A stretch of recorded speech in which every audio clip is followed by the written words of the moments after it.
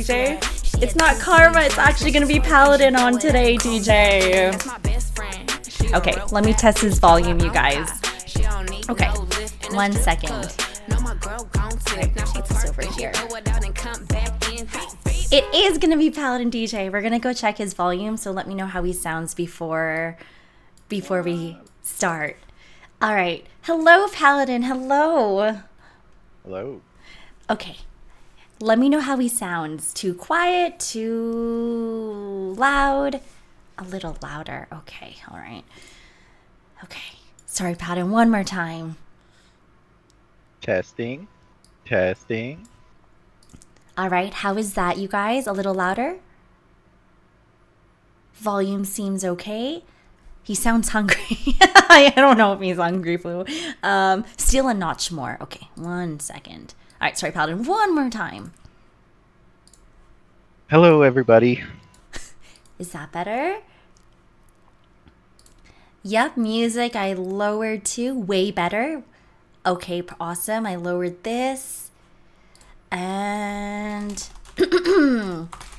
this one should be better. Okay, awesome. All right, it's Paladin today, you guys, which is nice because a lot of you guys haven't heard him. Okay. Let me know if there's tech issues, you guys. Should be okay. I fixed it from yesterday. You can hear him. All right, Paladin, thanks for coming on today. Thanks for having me. Before we get into my stuff, you want to, for those who don't know him, maybe introduce yourself or whatever you're comfortable with, where you're from, or how you found the community, things like that. Whatever you'd like to start. Well, I'm a farmer in Ontario, and I found the community by searching the Canada tag because I started watching Twitch during the pandemic years and somehow ended up in a loop where the algorithm only recommended Aussie streamers to me, and I was tired of watching streams in the middle of the night, so I was trying to find some closer ones. Yeah. And there's a fair amount of overlap between Ox community and a couple of the Aussies, so I guess that's how she made it to the top of the list. And you want to tell them what you told me about how I popped up onto the side when I was doing an IRL in Japan? Wait, you have to tell them the story. I think the name was familiar. I know I'd seen it before on Viewers Also Watch, and it was Venturer on the side, but I've never been a huge viewer of the IRL streams, so I never stuck around, I guess. So he had the opportunity to come into the community when I was still in Japan, right? And he didn't click us, you guys, on the side. He deserves grilling for that, can I just say? My bad. No, it's okay. That's okay. Yeah, he wasn't really into IRL streams, but you know what's so funny is I think his first stream that he actually joined the community, like he actually followed, I think it was an IRL stream you came into, like it was on your birthday. Yep. Right. Stuck home alone. Nothing worked out that day. All my plans fell through, so I was just watching Twitch. I'm like, just clicked on it and stuck around. Wait, so you joined an IRL stream when I was in Canada, but you never liked IRL streams. That's nice. And it was on his birthday too, which was actually, I think, is really special because it's I guess his anniversary of being in the community is on his birthday. Yep. Yeah, I'm sorry your birthday wasn't that nice on that day. Well, we're too old to get really fancy birthdays anyways, right? Well, you know what's funny is I remember this stream. So I was actually at the back of my high school. I don't know if you guys remember. I was wearing a green sweater and there was like kind of like the wetlands. And then Zo Paladin comes in and I'm pretty sure I was so impressed. Like my first impression of him was like, oh my gosh, so this Canadian guy comes in and he was like, oh, that's a whatever bird. So he tells me what kind of bird it is. And I was like freaking out about this bird and it was beautiful and it was making these beautiful sounds. And he pops it into the Discord or something, the photo of it. And I didn't know if he was still on stream. I was like, oh my gosh, he's right. It is this bird. And then from that moment, I was always like, he's our bird guy and then a flower guy. So I'm like, what flower is this? Do you remember, Pound, and me always asking when you were in stream, like, hey, what bird is this? What flower is this? I'm not doing too bad. Most of the time I can live up to it. So that was my first impression of him. Yeah. No, you are really good though, 480 Paladin. internet. with my old 480 internet, I never actually saw the bird, but I just knew it by the sound because we have those here too. Yeah, so he knew the bird just based off the sound. Because when I was showing it on stream, and then I was so impressed. But yeah, that was his first impression. I was like, that's really cool. He was one of our very first Canadians that joined the community after I moved to Canada. And then I was like, yay, we're getting more Canadians in. But he was really busy. I think that was during a really busy month because then you'd come in like whenever you were kind of free, but you weren't chatting that much yet even then, right? Yeah, well, that might have just been because I was shy. The end of May falls between the end of planting and the beginning of the drag lining season, so I just, What? yeah, it was a Paladin, slower you shy? No, I would never think, guys. No, Paladin, I time. would never think you're shy because like he's so nice. He actually, I give a lot of credit for him kind of reviving the community hangout, which I've always wanted it to be. But he and Goshva kind of would hang out in there, and you've never struck me as shy, Paladin, are you? Gotta warm up to you first. Yeah, he's got to do a little bit of warming up. I know birds by taste. He does too. He probably has eaten more birds than me. What do you guys? And flower taste. Yes, come on. We are, yeah, a little bit trapped. I know. So, Anna, I gotta ask. So, what was your impression? So Connor comes. I'm just kidding. We're like, what's happening? Because everyone was like, oh, who's this feller? Oh no, he disappeared. Padding, come back. Which was the question in there? Sorry, my I'm impression glad of which? of Connor. He didn't scare you away, did he, when you came in? Oh, no, I'm still here. Still here. See, they come in for here, guys, for me, and then you guys end up staying. Thank you, Connor. Thank you. He's back, Jeff. He's back. But no, so he's a farmer, you guys, in Ontario. So that's like kind of the east part of Canada. You guys know. Central. Yeah, what he said. It's not the east part, the central part. And he always talks about farming. I've learned so much about farming and stuff from him. But you mentioned that you never even studied to be a farmer, right? You went to university, and that's not what you were That's not what you studied, right? Well, if you look on my official government employment file, it it actually says my hire date is May 26, 1986, because my mom thinks she's funny. That was the day I was born. So it was a many year apprenticeship, Wait, Pattern, you're born but May 26, 1996? 1986. Oh my gosh, I thought I was older than you for a second. I was like, whoa. No. Oh, okay. 1980. That's a nice ring, though. 1886. That rolls Yep. off nicely. That's nice. But I did get my BA in business, which is a terribly boring program. So I did all my electives in like biology and environmental science mostly. You Those did kids are way mention more fun to that. hang out with. You Yep. did mention that in stream, but you said that you weren't you talking to a professor who said you would do really good in what was it? You said something, but it wasn't in farming. It was something biology related. But you didn't pursue it, right? What was that? That was in high school. My high school Oh, biology teacher, when I graduated, told me, "You'd better become a genetic research biologist or I'll be oh, very disappointed in you." that's And the here we are. one. And you didn't want to study that. You weren't really interested in it. Well, we did we do a lot of the genetic stuff in my line of work, and I like farming. I don't really want to wear a lab coat, sit He does.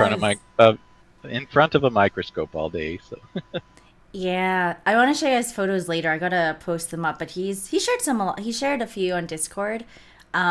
But recently, I talked to Connor about it. I was like, I don't know if we can show it because of TOS. Like maybe we can, but just to be safe. So he actually showed me a video because it goes back to one of our first VC conversations with DJ. DJ was in there, and we were talking about like birthing flashlights. of flashlights. Do you want to tell them what we were talking about?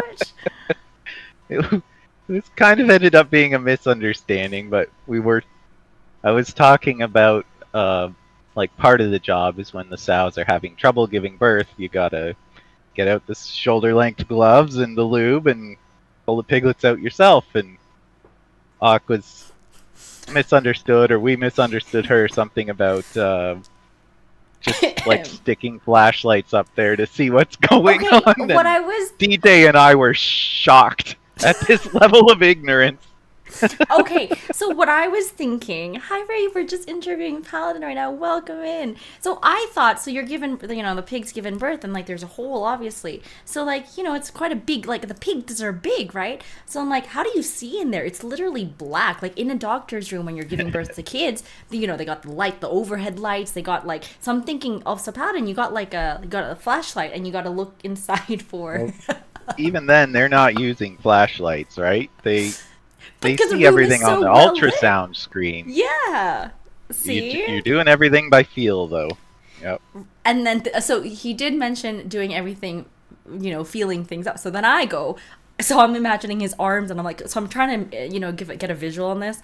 Like, so your arm is in there, and you got the flashlight, and you're digging in, and you're trying to look for them. No. And No flash.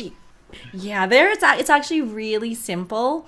So he showed me a video, and it was really cool, and it was actually really educational. I can't show it to you guys because I don't know if it's TOS, but I actually saw how he did it. So he recorded him helping a pig, give birth, and he went in there, but not as deep as I thought, like not arms deep. He went in there, and he just glides, and slowly they slide out, and it's really nice, and no light. He didn't even need to use a flashlight to look in the hole. So it's much simpler than I thought. Well, as far as you can reach, it's all a straight line, right? So you don't really need to see anything. You just reach in, and you're either feeling the back legs, and you pull those out, or you feel the head, and you try to hook your fingers behind their ears, and you pull the head out. Well, And that's when I all you went need to to know. the Stampede, were you there when there was like a model cow, and they were trying to show how you would feel if there was a baby? And Yep. so, yeah, so I put my hand in there, and I wanted to ask, but I didn't because I know PTSD from asking these guys. I wanted to be like, how do you know? Because she was like, you got to feel around. So I wanted to be like, well, if you got to feel around, can't you just like look, But cows are much bigger. But yeah, I guess you can much easier, like easily feel the piglet than you for a baby calf. Yeah. But it's really cool. That would be. They cows are a lot bigger, so you can't see so much. Like when we preg check sows, you can actually. I have an ultrasound machine that does it because the piglets are close enough to the skin that you don't need a crazy expensive ultrasound machine to see that deep. Where for the Yeah. cows, it's farther in and they can't see as much, I guess. Yeah, no, that makes so much more sense after I explained it. But still, it was a really cool video. I would love for him to share it, Curtis. I don't know. I think you could. You want to share it on Discord? Not now. I mean, like I after. could, yeah. It's pretty cool, Curtis. I've never seen like a live birthing of pigs, and when you guys see the video, you'll see that the piglets. Who he taught me. If you look at the piglets, they're born with like little white cartilage on their legs, which are like little gloves or something, right? So that they don't cut the mum, right? When they go out, Yeah, you they got a said? little Yeah. cartilage slippers on their hooves that fall off after the first couple hours. Yeah. Yeah. So I learned a lot, even like their ears, the way that they're pierced. I guess it's like you pierce it, right? Or cut them, pierce them, Yep, we call them notches. We notch notch them. them. Yep. Yeah, so he's your guy to ask. So for all you guys who said that the way that I eat my bacon is wrong, I would just like to clarify, Paladin, would you like to educate these noobs on why I don't eat raw bacon, please? Bacon. So if you buy pork belly, that's raw. If you buy bacon, it's cured pork belly, and the curing is technically cooked. So you can eat uncooked bacon. Yes, So are it you should be safe. saying, Paladin, that my soggy, kind of slightly pink bacon was safe to eat and it was totally fine? It's safe, but it could taste better.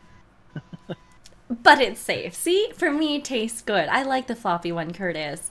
Trap saying with cows, they sometimes use a rope to put her on the legs of the baby. I think so. I think so, Yeah, so Paladin, right?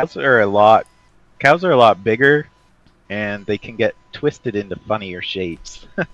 Like a pig is basically a tube of meat with a feed intake device on one end and four stubby little legs to move from one food source to another. You can't Mm, bend a pig into any kind of crazy shapes. Like their neck has way too much muscle for their head to go in the wrong place or anything like that. You like that, yeah. Knight? But Oh. cows are a little more, or calves are a little more gangly, and they can get their neck cranked around and weird stuff like Mm, that. So yeah, I know they mm. can have a lot more trouble than we can. Reeve also was asked, so you can see the piglet's face from the belly when they push their face out. No, you cannot. The sow's hide will be way too thick for that. You can when they're very heavily pregnant. If a sow is laying on her side, can see the piglets bobbing up and down in her stomach sometimes, but you can't There you see go. like an individual piglet.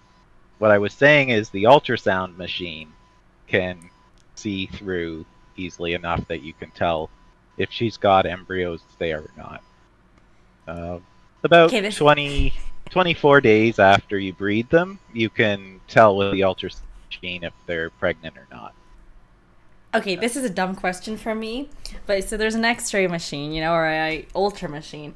Is it like you walk in the pig to walk through this machine, or you're Nope. rubbing the gel on their stomach, and then you just have like a screen set up on the side?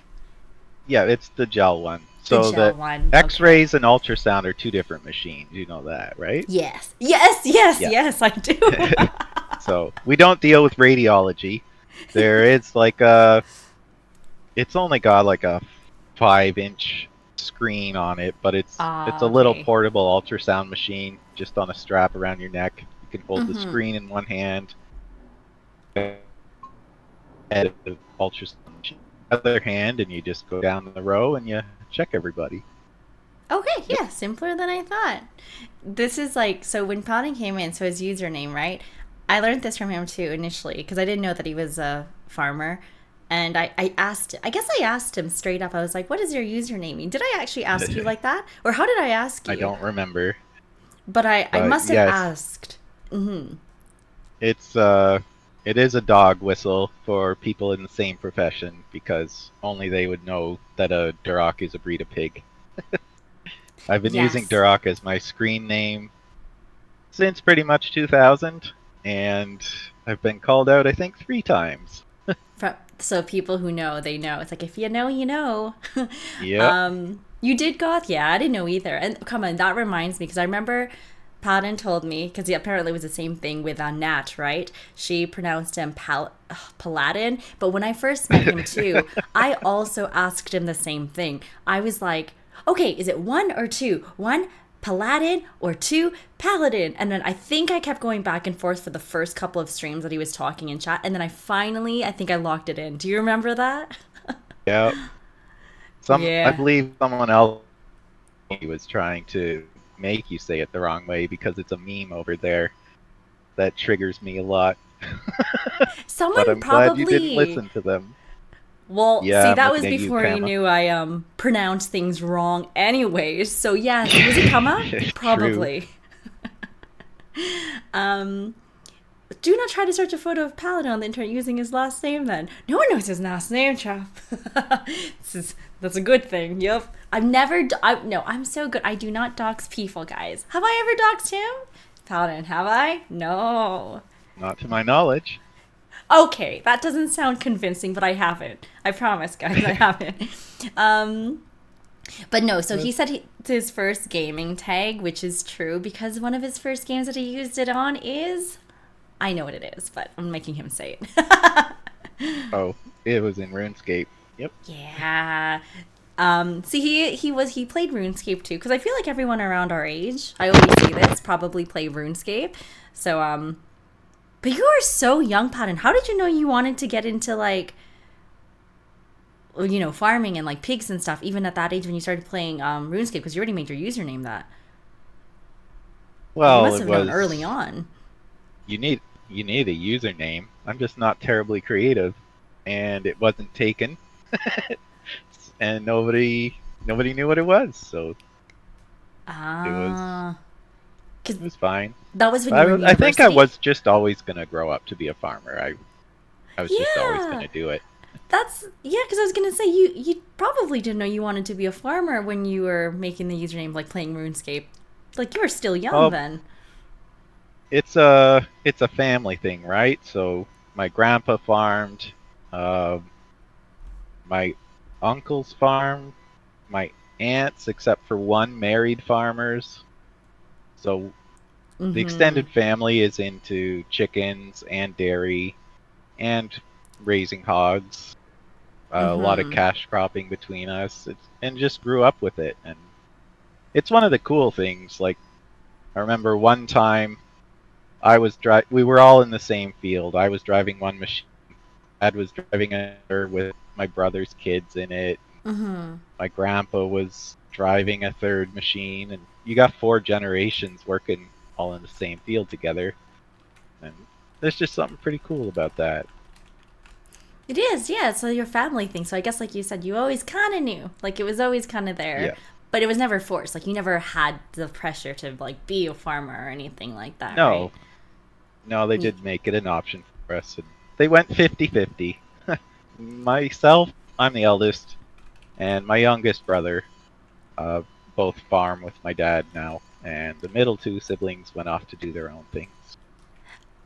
No, that's good. You didn't have to like. I feel like I've always imagined like if your whole family was into farming, like they would want. I guess because you have brothers and sisters. That if you were an only child, maybe. Maybe I'm just thinking of it like from an only child perspective. You know what I mean? But you could. Did Well, you get to choose as well, like what kind of farming you could do? Well, no, not really. It was kind of what was already there. it is what's there. There's a lot. Like I know everybody's job seems simpler when you don't do it, right? There's an amazing Yeah. amount of stuff that you learn over time, like not just how to do the job with the machines, but like getting a feel for it. Like I can walk into a room with all the pigs sleeping and tell which ones are sick because they're laying Mm-hmm. wrong. And Mm-hmm. that just takes a lot of experience to be able to do it that way. If I were to switch to another animal, I would have to learn, you know, all the things that can go wrong with that animal so I could identify what to treat them with. I would have to relearn all of the nutrition rules. Mostly I Yeah, it's consult a the lot. experts, but I make small tweaks myself. Uh, Yeah. we run our own breeding program for the replacement females, so I'd have to learn like what are you looking for in the new animal. Mm-hmm. It would just be a lot. And Yeah. practically, there's also your mortgage, right? You build a barn, you're usually figuring on amortizing it over 20 years. So if Oh, you've got a barn that's nowhere near the end of its life, it's a terrible waste of money to go tear it down and get a yeah. mortgage for a new barn when you haven't paid the last mortgage yet. So, For anything. I no, think for houses too, guys. we're Not sticking just with barns. pigs. But yeah. Trap wanted to know if you can share if how many pigs do you have? Do you have a lot of pigs that you have to manage, or is it Well, smaller because is there like so a limit? Mm-hmm. we're a farrow to finish operation, which means the piglets are born here and they're raised to market weight here. Uh, it's a little more typical these days that it's split into probably three stages, Mm-hmm. where most barns now, at least in Ontario, are built for 2,400 sows, and the piglets at weaning, around 3 to 4 weeks of age, will go to a nursery facility, and then they'll just get fed there until they're 50, 60 kilos. And from there, they'll get trucked to a finishing facility where they'll get raised to market weight, which is around 110. So for sow herds, you measure it by the number of sows you have, and we're running around 330. That's a lot, Uh, yeah. I'm gonna share you guys some photos of no, the pigs while he's it's talking to you very guys about it. small, actually, by today's standards. We've invested in the last years more into the land side.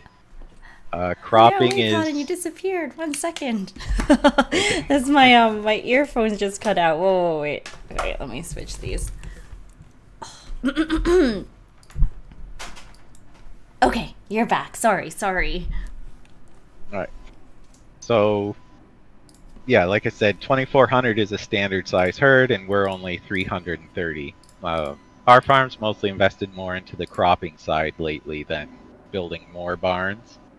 Um, it's harder where we are because we're kind of close to a village, and basically they draw a big circle around anywhere there's a cluster of houses, and you have to go get zoning variances. So we can't actually build any more barns without a lot of permitting trouble, even though we were here first. But Yeah. The yeah, 300 something still cropping's a just lot. easier. Yeah, it's a lot less than 2,400 though.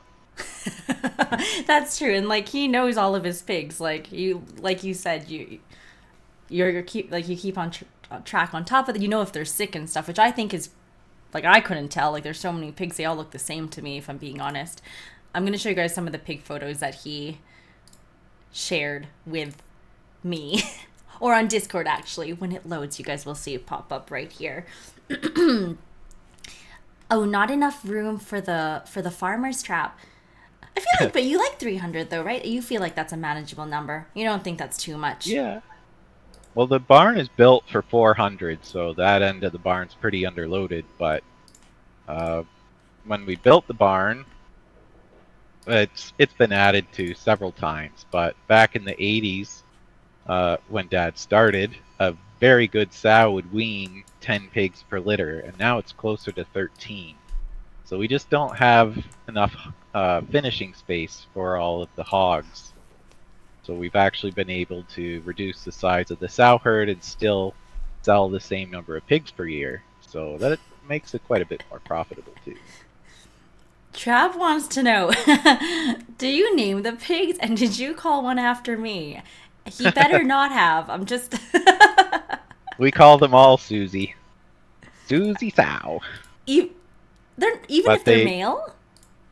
the boars we call Bob, which stands for big old boar. We're terribly creative.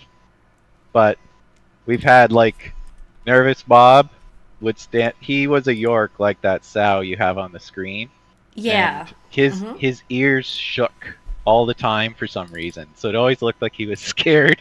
So we called him Nervous Bob. And there was another Yeah. one that always walked back and forth behind the concrete wall, and all you could see were his great big ears sticking up above the top of the wall. So we called him Great White Bob. It's like the Yeah. shark fin. Well, you did Dutch say Bob like was orange. Evil Bob tried to bite everyone. I was gonna So ask this one. So he has this photo too, because you said like some pigs they name because they have like stronger personalities. This guy's like a different color. Is that just because he's dirty, or is that like is there a reason why he looks like this? Did you have a name for this guy? nope, they're the different breeds. So the one before is a Ah. York. You can Yorks and Landrace are the two maternal, which is the sow line breeds that we use in North America. Um, Yorks are white and they tend to be a little bit stubbier, like they're not as long, Mm-hmm. and they have ears that stick straight up. And the Landrace are longer, they're a little thinner usually, and they have floppy ears that droop down over their eyes like this girl's. But Ah. this one is Yeah. a Duroc. This is a Durok, which is from his So username, you guys. Yeah, yeah, that's the one. Durocs are brown and they're a terminal line, which means you'll take the boars from them. They are horrible, horrible mothers. They're very, very finicky to get through the fairing rooms okay. But they're Yeah. tremendously fast growing, very feed efficient, and they have, among pigs, they're unique because generally we've been breeding pigs to be less fat Less because fat, but we like them fatty. every everybody trims the fat off, right? And it Yeah. also takes more feed to make a kilo of fat than to make a kilo of meat. So Mm. fat is undesirable to the customers. It is a wasted expense for us because of all the extra feed. But Durocs are Mm-hmm. unique in that they split it in their genes. They have one gene for back fat, which is the bit you would trim off the outside of your loin chops. Mm-hmm. and Magic carpet. another gene for the marbling in I that loin love chop. marbling. Yeah, so if you make a York or a Landrace leaner, both kinds of fat go away. But in the Ah, Durocs, you can actually make them leaner and more feed efficient without sacrificing the juiciness or the marinade holding ability of your pork chops. are Durocs more expensive then, in general? Uh, so most most farms will not have Durocs. Oh, okay. Uh, we have a special arrangement with the genetics company where they gave us a few, and I keep them around, and we raise our own boars just as teasers, Mm-hmm. mostly. Um, but most farms will just be buying Yorks and Landrace, and then they just buy. They, I don't know if you want to talk about it on stream, but Well, all breeding on commercial herds is done by artificial insemination. that's So fine. We we you would talk just about be so much ordering worse. tubes of Duroc semen in. So the boars that are getting sold, an AI grade boar is probably worth around $2,500. You can Ah, buy replacement sows for your herd, probably the $300 to $400 range. that's true, Goth. Exactly. I was just gonna say, this is fine. This is okay. I like them though. They look really cute with their ears flopping down, and it's interesting. I never knew about the gene thing either. If somebody was looking to donate semen to your farm, how would they go about? Connor, please, please. I'm sorry, Fountain. Silence. Okay, I actually have this other picture. It's gonna take a while for you to see it on stream, but these are a lot of the baby piglets like we were talking about, and I'm assuming this is Paladin's legs, right? Get a leg reveal, you have lucky dudes. Yeah. Yeah. So where are we looking? All the little So it this might. is kind of the middle stage of their life cycle. Um, or well, no, we're still towards the beginning. So they're born in the farrowing rooms. They stay with the sow for about 3 weeks, 24 days, and then Mm-hmm. you wean them into a deck like this. They got the nice plastic floor with the really close together slats. Their feet can't get stuck in.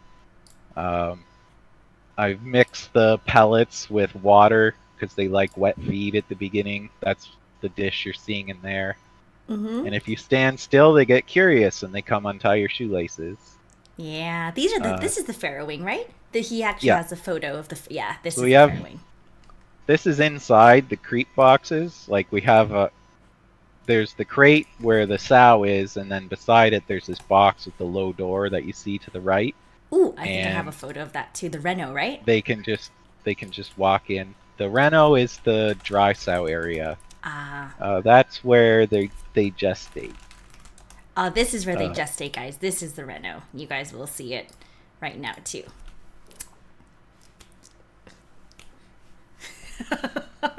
I'm Takes. waiting for it. Sorry, Yeah. my magic powers are a little slow. There it is.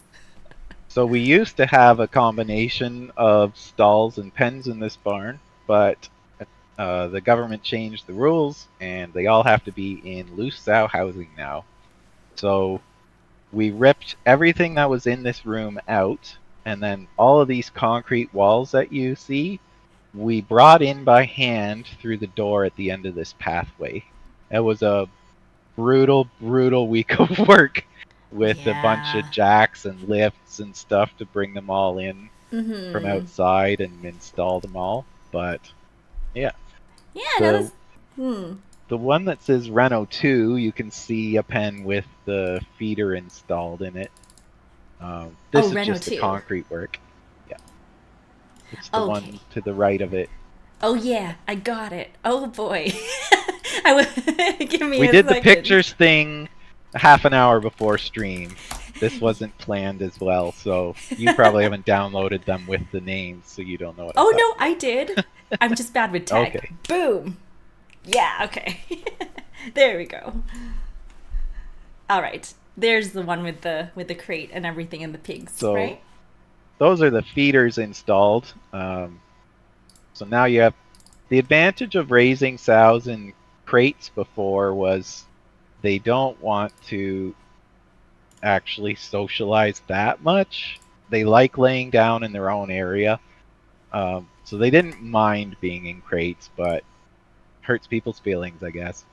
But Mm-hmm. the advantage was they each had their own chunk of trough, so you could feed them individually. When you feed them in a pen, the biggest sow eats the most feed and stays the biggest sow, and the other ones kind of suffer a bit for it. So now that we've all had to switch, it's really driven down the cost of these feeders, which are called electronic sow feeders. The sow in the foreground, you can see the yellow button in her ear. Yeah, right That's an here, you guys. RFID tag. So if she walks into that feeder, there's a gate that they can. The one that's standing in there right now has flipped the gate up above her back, which closes the back of the stall. So nobody can come in and bully her to get to get Ah. her out of that feeder. She has locked herself in and she can get out by backing up. But her her RFID tag is being read by the feeder, which will dispense her ration. So if she's skinny, I can tell the computer, hey, feed this one 10% more. And so this is kind of the best of both worlds. They get raised in a pen, which checks all the boxes for the pig code, and they still get individual treatment, which is the Which is best way to good. raise them. Yeah, nice. I think they were. Nash was asking, "Is it true that pigs eat anything?" I asked him this before too, Nash. Like bodies. Oh, I didn't ask that. Like Pigs bodies. are omnivorous. They will eat anything. Yes. Connor, it's your lucky day. I'm just kidding. I'm so sorry. I was gonna show this photo too, which is really cute. It's the one of you holding. Is that you named it first? Is that like the first, just the first The image, first right? pig of the new herd. So Oh, I see. we did when we did the renovation, we actually shipped all of the pigs on the farm. We had no pigs for about a year.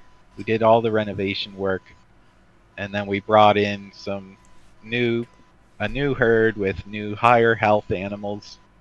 The last herd had a lot of diseases. Pigs have some nasty ones Ooh. that don't outright kill them, but they either attack the immune system or they tie up a good portion of the immune system, which makes the pig susceptible to the next bug that comes along. So the new herd, thankfully, in the last 3 years hasn't picked up any of them. Oh, that's Uh, good. Yeah. so they're all healthy and they're growing well. But yeah, this guy was The the first first pig born guy. in the new herd. This is so cute. Yep. Hi AJ. Hi Maggie. Hello Malik. How's it So going?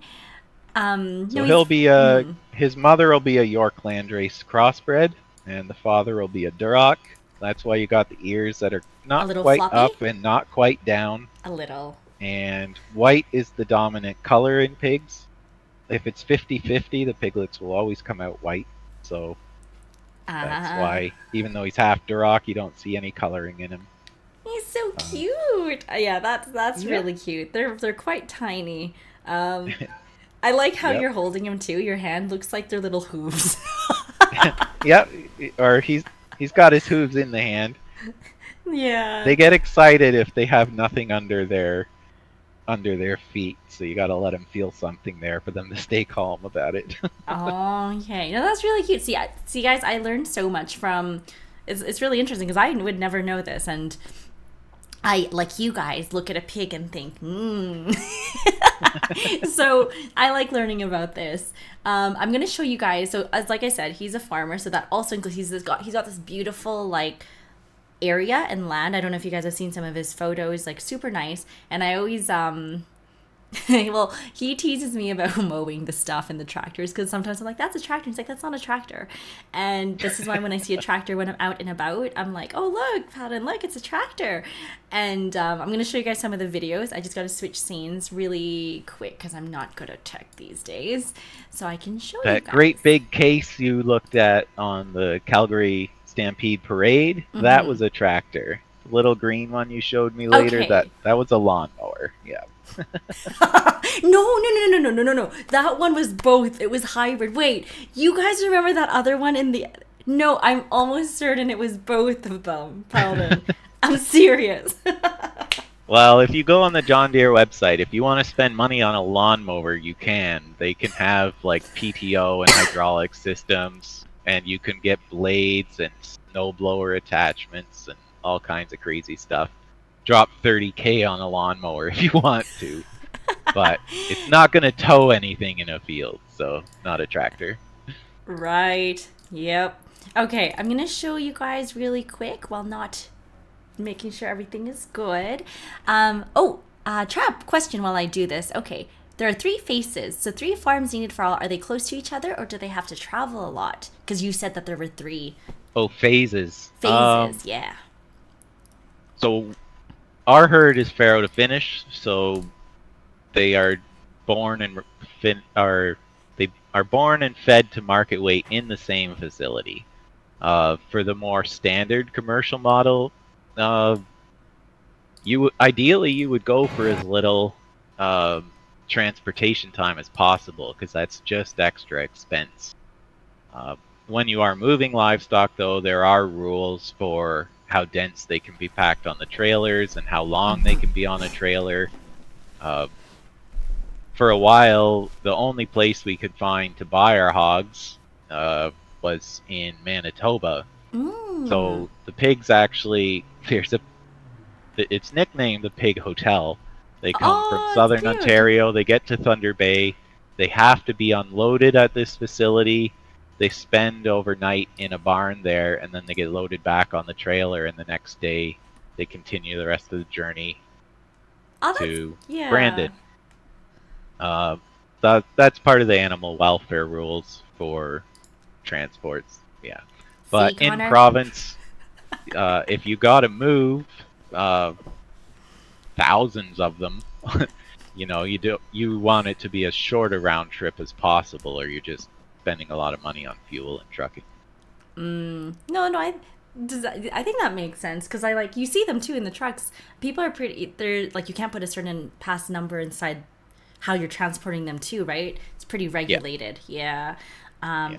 Oh wait, Connor, you had a question. Sorry, I was just. Um. Oh wait, where is it? Scrolling. I'm scrolling. I don't know. I don't. Where is it? Oh, sorry. Ignoring I'm the Connor curious. questions, I see Trap has another one. um, um. Oh wait. it He could does. be that they are shipping. I don't know how the European system works, but generally, if you go on the commodities exchange, you can buy cuts of a pig, and it'll be in kilos. So if you're running a ham factory in Italy, you would be just bidding on hams and get them from wherever they were available, because Uh. it's a lot easier to ship a refrigerated trailer of hams across the continent than to move uh, several trailers of large animals and then only want the one part of them and have to ship the rest of the cuts to wherever they were needed. So, Connor did have a good question though. He wants to know why Durocs make bad mothers, which is what you mentioned. Are they well, emotionally abusive or what? What's going on? if you're trying to run a genetic selection program, the more traits you pick for, the less speed you have in making progress, right? If you're going through a litter of pigs and you want to pick the best of the sisters, if you have one criteria, it's going to be obvious who is the best of the litter, right? If you only care which one has the most teats, because pigs are unique in this, it can vary. Um, there would be a clear winner. You just look at that one number. But if you're selecting for 20 different things, it gets a lot fuzzier. And she might be better than the average pig on 15 of those traits, be kind of average on 4, and really take you backwards on 1. So, yeah, it gets harder to consistently make progress if you select for a lot of things. Yeah, I Uh, see. so probably what everybody's familiar with is simple heredity, like it was Mendel, right? Was Yep. breeding the beans, Yep. green or yellow beans, which one's dominant. That's called simple heredity. where half the gene comes from one parent and half from the other. Things don't actually work out that simply in a lot of other cases. So meat traits actually dominantly come from the father. I don't know how it works. I did not study that much fourth year biology, but the number they use is about from the father. So at that point, it makes sense to have a breed of pig that's just selected for meat traits, because you can Ah. have the majority of the offspring's traits come from that breed. And the reverse is true also. The or the traits that you want for maternal lines tend to come from the mothers anyways. So we have a couple of breeds that we breed, and we only select them based on their maternal traits. We don't select Yorks for how lean they are or their meat quality or anything like that, because that's just too many things to try and pick through. So, yeah, Durocs just have never been selected for it. They have smaller underlines. They're less willing to nurse piglets. The piglets are actually a little more lethargic and don't try to feed themselves as much. Uh, and you end up with more. The sows generally have more trouble farrowing as well. Like, if I had a York Landrace sow who gave me a lot of trouble in the farrowing room, I would just cull her. And then, whatever made her pelvis small or whatever gave me trouble isn't in the gene pool anymore. Whereas for Oh, the Durocs, we're interesting. not selecting them for that, so you So put it's up still with gonna it. be there. Right. Oh, Yep. wow. See, Connor? There you go. Some advice for you when you're trying to find your potential mate. Um, I'm just kidding. That is actually really interesting because there's so many traits and you're just trying to, you don't care about the other ones. It would make it too complicated if you did. So, Yep. yeah. Okay. Generally, there's like computer programs they use to help. Uh, it got turned strictly into a numbers game, which is the wrong way to do it. But basically, how it works is you record, say you use an ultrasound machine to see how much back fat the pig has, and then you score them all, and you see what is the average, Uh and huh. then based on the number of standard deviations, if you took statistics classes, you remember how this works. I hated You this, by the way. you I did so bad on yeah, this. but you index them against the average. So the if a perfectly average pig has a index of 100, a pig that is leaner than average will have better than 100, and one that has less or is fatter than average has a lower score. And then if you do that indexing for all of the traits that you care about, and then you average their index score. And if a pig is above 100, it's better than average. If it's below 100, it's poorer than average. But so some guys just go that far. But like I said, when you're selecting from a bunch of things, a pig could be better than average on most of the traits, but really bring you backwards on one. The smart thing to do is to still eliminate them from your breeding program, because you do not want to go backward that far on a trait. So Right. Even if it was like 90%, that would still be considered not great. Even if it was 90 and it's so yeah, close to 100.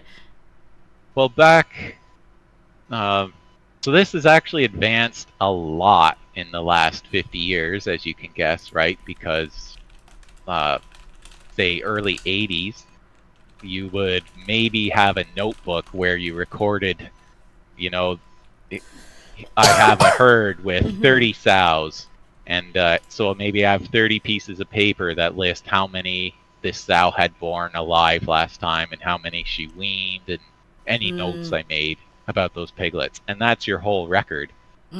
And then later 80s, when PCs got affordable and they started coming up with record keeping programs for livestock, then you could start doing things that involved a lot of heavy number crunching, like uh, like the indexing system. And then once when they started that, you could have pretty crazy indexing scores, but then once that had been used for a decade even, a really great pig might have an index of 103 and a really poor pig would only be 97. So there's a lot less variability right Let's see. away when that Wow, even if it technology was was like added. 97. Yeah. Yep. Oh man, I wouldn't want to be that pig. Connor is asking actually. Oh gosh, okay, okay, I'm so sorry. And it's weird when you think about it, because when a person has a third nipple, they often get it surgically removed, yet for pigs, we value those additional teeth. The teats are good, yes, he did mention the more teeth, the better. He did. No, he didn't say Yep. this. Wait, no, he did. Okay. I don't think I said it on this stream. I think I said it Okay. earlier, but Okay, like yeah. a piglet when it's born will claim its teeth. So Yes, this, sows yes. will nurse every 20 minutes usually, and the piglets will always go back to the The same one. same teat, which is Yeah. so interesting So, when you first said this, and then crawl so over, they, remember, crawl over each other. yep, they will not skip meals and they will not take turns. So, Nope. however many teeth she has is the maximum number of piglets she can wean. And if she only has 8, that's not a very big litter. uh, a good sow will wean 13 piglets at a time now. So Yeah. usually the back 2 teats are smaller and aren't as useful. So you're hoping a sow will have at least 14 or 15. Right. See, It I can wasn't. vary. They don't have to have the same number on each side. That's how they get odd numbers. Ah, okay, yeah. uh, Pigs Got are it. also unique that their uterus splits. It's actually three Ooh. meters long. There's a Ooh. there's about a meter and a half on each side of the sow. So when they're first bred, they'll have as many as 40 embryos, and then Ooh. they lose about 2/3 of them, uh, just because there's a copy error when the cells start dividing or it doesn't implant properly, Ah. and then that's how you get down to a litter of 15 or so being born. Oh, Yeah. that's okay. So Wow, yeah, those are 30. three things unique to pigs. That is really unique. Yeah, you do come. Got to claim your teat early. Because, like, you guys didn't see because the connection kept disconnecting, but it was such a cool part of the stampede where I saw the big pig and all the little piglets, and they really were climbing over. I wanted to show you guys, but it kept cutting off. And that's when Paladin mentioned it. But yeah, I had no idea. Malik has a good point. So when you move a pig, you'd move a piglet to another sow if the litter is too large, no? Yes, pigs will adopt other piglets very easily Yeah, most it's of the time. nice. So um, yeah, we have a little box. So if you have a litter that is too large, like anything more than 13, what we'll do is set that box in the crate and we'll put, say, her 4 or 5 biggest piglets in that box because you assume they got themselves some colostrum as soon as they were born.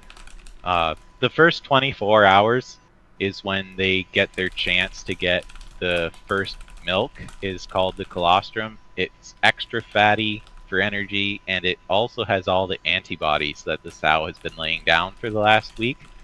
So that's where they from immunity to any diseases that might be present in your herd. So it's very important that every piglet gets about 10 milliliters. Like, they don't give a lot of milk at a time.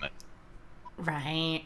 And they don't run out either, right? There's never a case Um, where the mom, like I was saying Ceci Tim before too, I don't envy them either because I saw the video of the mom just laying there and like 14 piglets just like, and it looks exhausting. And oh, the video you guys didn't see, she's literally giving birth to a piglet while like 14 piglets are just milking her. And I'm like, oh, there's something about it that just like, yeah. Connor wants me to include. Okay, lot seriously. He's like, I feel like I would need to try every teat in case they're different flavors. Like, what if I teat 1 to 13 is vanilla, but then you get to 14 and it's chocolate somehow? And this is how you guys find out Connor didn't stop breastfeeding until the age of 6. There you go, Connor. Everybody knows now. So bad. I'm so sorry, oh Paladin. boy. Oh boy. Oh All boy. right, moving on. I want to show you guys the videos of the the videos that he showed me with the tractor and everything. Um all right, let me just get the in frame, and if you want to add, you'll see it a little bit late, Paladin, but I'm gonna show everyone because he also sent the John Deere shirt, which I really loved. It's actually like my favorite new favorite shirt that I can't wear where I'm gaming because it has a green thing. But like, here's the tractor, the first one. Keep the volume low or off because, engines are loud. Oh, I was gonna lay a little, just like a tiny little bit. Okay, here we go. All right. Can't even hear it. So there's his mighty tractor. Is this the one that's broken down like 5 times? I'll tell you in a second. No, this is our other one. See, there This it is is in the the back. cultivator. This is the first step in the spring, turning Mm-hmm. the crusty baked soil from the winter, had the snow on it, and then the sun. You're just Ah. breaking it all up because Mm-hmm. seeds can't come up through hard soil So like it breaking up the starts. soil. So we'll do this once, and then we hire someone in, and they'll spread the nitrogen fertilizer on it. Is Mm-hmm. important for corn. Um, and then we'll work it one more time to bury all the little fertilizer pellets and make the topsoil even smaller. Oh, this is the screen. I'm showing them the next video. This was a Okay. screen he posted in the Discord too. So he's talking about the soil. And so speaking of the soil, do you want to explain a little about the screen with the lines that you said last time too? Yeah. So on the bottom, it's showing how many seeds per acre each of the 12 hoppers are. Maybe if you fast forward to the end of the video and come Until back the to end. this. Okay. Oh, here it is. Yeah, so that's the planter. It's got 12 different hoppers and a big starter fertilizer tank on it. Just dribbles a little bit of fertilizer in with the seeds. Uh, if you go back to the monitor, Mm-hmm. you can tell it, I want 33,000 plants per acre. And the difference between a seed planter and a seed drill is a drill just kind of cuts a little channel in the soil and slowly meters seeds into it and then closes the channel. And you can use that for planting things like beans or wheat. But corn, it's more important for the plants to be evenly spaced out. So there's a vacuum system that has a it's complicated to describe without pictures, but it is picking out one seed out of the hopper at a time and dumping it into the soil. So Mm. this screen is telling you how evenly it is succeeding in Ah, spacing. the Uh, spacing. if the vacuum system is screwing up and not picking up a seed when it's supposed to, like it's telling you whenever it misses, whenever it doubles, Mm-hmm. this is our fancy new planter, which has a whole lot of sensors. It's also telling you the soil temperature, the Ah, moisture levels in the soil, the downforce on the like hydraulic going on system, to which the is yeah. controlling how deep the seeds are buried. Mm-hmm. All of that information is on this screen for you. Nice. Yeah, no, I thought that was cool when I first saw on the Discord. Malik wants to know, have you seen, I don't know what this is, Clarkson's Farm, if you think it was a good representation? I have not seen it. I'm aware-ish of what it is. It's a It's a show. British thing. Yeah. Ah, okay, okay. Um, oh yeah, Trav, you were asking earlier. Sorry, it's all in my head. You ever thought about? I think he asked if you ever put up a. Was it like a, a live a feed of the pigs or just? Is that what you asked, Trav? I thought it was cool to like. I followed some tractor streams. They are very cool. It looks so nice and cozy in there. Just like, and someone set up like a screen with Twitch going on, like one of these screens. And someone asked you in Discord too, like, are you gonna put up a screen where you can like watch Twitch in there? I think. No, I don't think I can. I don't think the John Deere satellite system has enough bandwidth to stream Ah, anything on these monitors.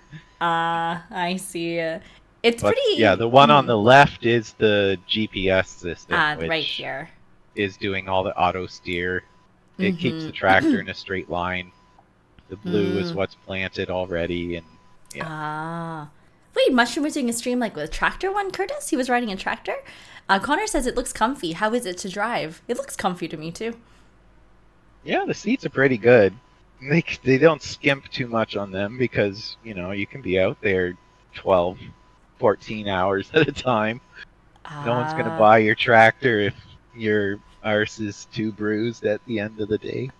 okay. Okay. I didn't know that, Curtis. Okay. Malik, yeah, he's explaining. Oh, I guess it's to me. It's about a guy who is learning how to be a farmer, and it's got 3 seasons: Top Gear and Grand Tour. I don't know much about it. First time I'm hearing about it, Malik. Yeah. Basically, So, the IRL version of, I don't know if you've heard of them, it's a Canadian thing. Letters from Wingfield Farm is a series of plays by Dan Needles. oh, I didn't know that. Uh, Never heard of that either. the Okay. CBC does run them sometimes. Mm. Yeah, it's a series of one-man plays. It's all Okay. farm humor. If you wanted to check it out, Letter Nice. from Wingfield Farm by Dan Needles. And yeah, I guess Might so, be clips Trap. You on can YouTube. you can drink alcohol and it still goes straight forward, right? It beeps at you to wake you up when you get to the end of the field, and you have to do the turn part yourself, and then you just push the Right. button, and it locks back onto the row, and then you nap again. Oh, here's a cool POV. This is you getting rid of the dead crop, the corn. Yeah, so this is when it's being harvested. It's all dried down. Yeah, that's Uh, cool. Typically, we plant corn as fast as we can in the spring. In our region, that'll be the very end of April to the middle of May. And then the best case scenario, we'll start harvesting the last week of October usually. Corn is the longest growing season of our. Well, I guess Y- wheat's technically longer. You were saying Uh, that the conditions for corn also have to be I think you mentioned that you couldn't do it this one day because of the rain, or like you were waiting for the rain or something like that, right? Like the conditions are yeah. kind of. Well, Um, the planter has all kinds of wheels and discs on it where it's cutting the soil open, and you have the little tubes that's dropping the seeds down. Um, if you have any mud, that all gets plugged up. And if it's too dry, you're putting the seeds out there. And then if it yeah. rain, they won't start because there's no water. But then if you get a big rain, the soil will bake hard like before I cultivated it. So you'll have your seeds under this hard layer of dirt, and a certain amount of them won't make it through. So you hurt your yields unless you plant just the right time. So Right. the last three were one, the combine harvesting everything. Uh huh. That's a fancy header that's got like a paper shredder underneath. It mulches all the stalks into chunks about as long as your hand and Oh, pulls the okay. cobs off. Uh huh. And then that was the picture where you can on the go the buggy, and then the buggy hauls the crop back to the farm, which is where you get to this video. So the buggy is in the back. It's the red one The red one. with Oops. the white top. It's got an auger that's dumping into the Right gravity here, wagon. guys. Yeah. Yep, and we are jumping all over. Oh, The grav wagon's dumping into this auger, which puts it into the wet corn bin, and then the bin has another auger in the bottom that feeds it into the dryer. You can keep playing it. sorry, tech issues. I okay. Yeah. Hmm. So I moved the camera around in order, so you can just play it. I'll Oh, talk okay. fast. Although I'm watching the stream, so It's the a lag little isn't there. delayed. Yeah. That's why. So it goes Yeah. into the wet bin, and from the wet bin it goes in the dryer, which is on the left. Um, if you store high moisture corn in the old days, it would be about 23% water. To store it as dry corn, you got to get it down to 14. So you got the dryer on the left there, basically bakes it all. And then this is Ah. a screen we don't have to use every year, but if we have a tough crop where there's some mold present, Ah, mold. uh, Yeah. pigs are actually very sensitive to mold. So the corn just gets tumbled through that screen, and the red Okay. dog, which is if you have sweet corn Yeah. and you've noticed the cob left behind is all Mm-hmm. hairy, Mm-hmm. if you let that dry all the way, that stuff turns red, and it's called Oh. red dog. Red Uh, dog. that that holds a lot of the toxin, as does the tiny kernels at the end of the cob. So both of those Oh. things fall out onto the ground here, and then this is a Okay. pneumatic conveyor or blower, which uses compressed air to fire all of the corn up into the bin that's on the other side of our barn. Nice. You've never seen that either, guys. That's cool. Yeah. Wait, I missed your guys' questions. That's a good question, Curtis. How the field conditions this year? How was it with it being so warm recently?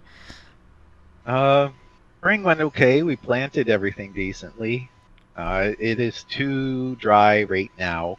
Um, it's not hurting the corn too much yet because it has decently deep roots, but things like our Yeah. beans are kind of suffering.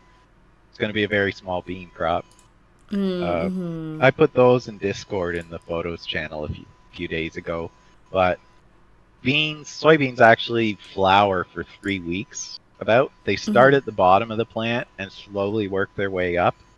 And since it was really dry for the first couple weeks, all of those flowers just fell off. So yeah, right away you're losing yield there. So you know it's going to be a smaller crop. If we got some rain now, we would get,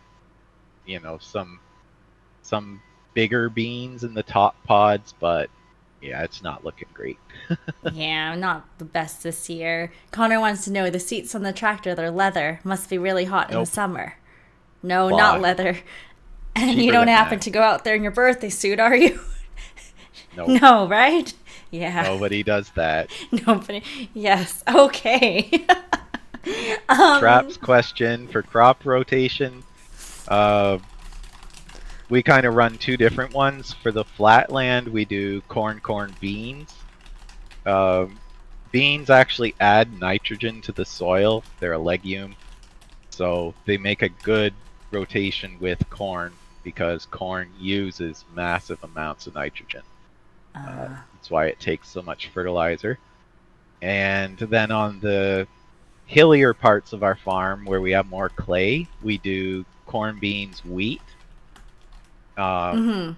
the wheat adds all of the straw adds a lot of organic matter into the clay that's on the top of hills, which helps with um, making the soil a little looser so it doesn't bake so hard in the summer.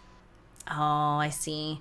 No, I know, Trap. We got all the rain. Yeah, they're not. They didn't get as much rain as we did over there. So, if I could Yeah, send I it didn't even over. pretend to cut my lawn today. It hasn't grown at all since I last did it. Good. You don't need to cut it again, even if it did. Um, okay. Okay. Wait.